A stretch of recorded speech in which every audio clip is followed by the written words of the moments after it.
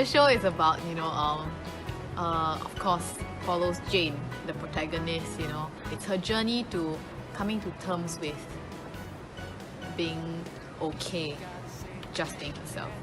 Monster, because she's such a fragile, delicate character. She has a lot of emotions going on. She's thinking about these things. She's fearful, she's doubtful.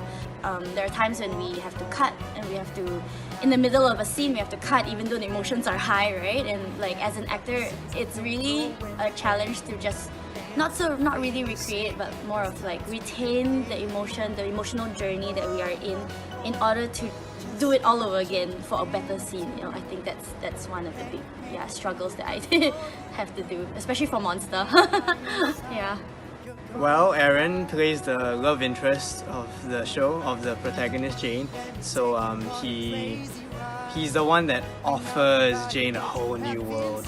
Only one similarity between Aaron and I is that we're both very good looking.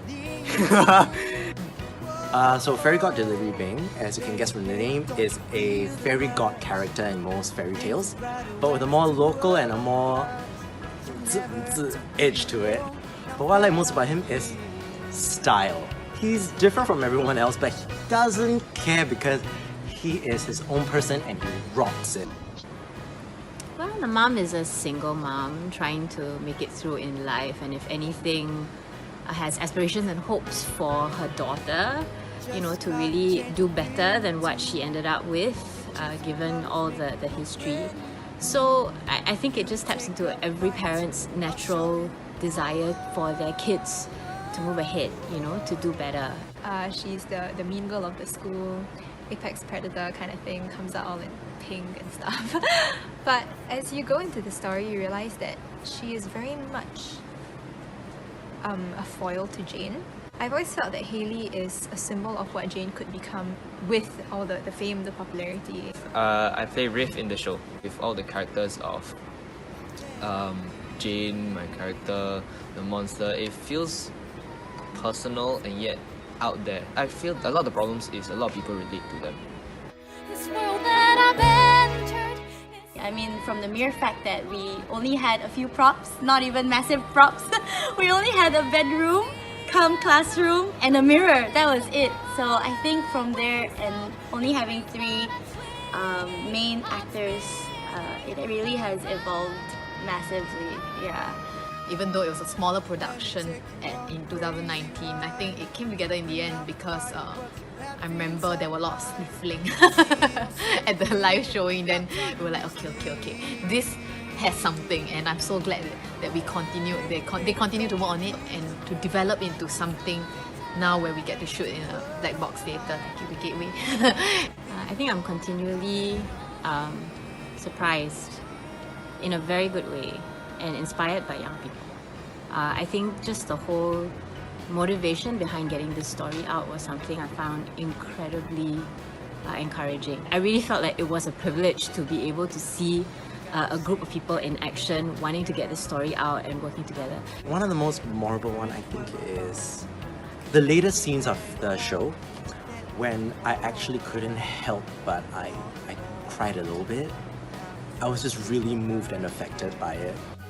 Haven't felt this since I don't know when. The fact that it's relatable to a lot of the youths right now.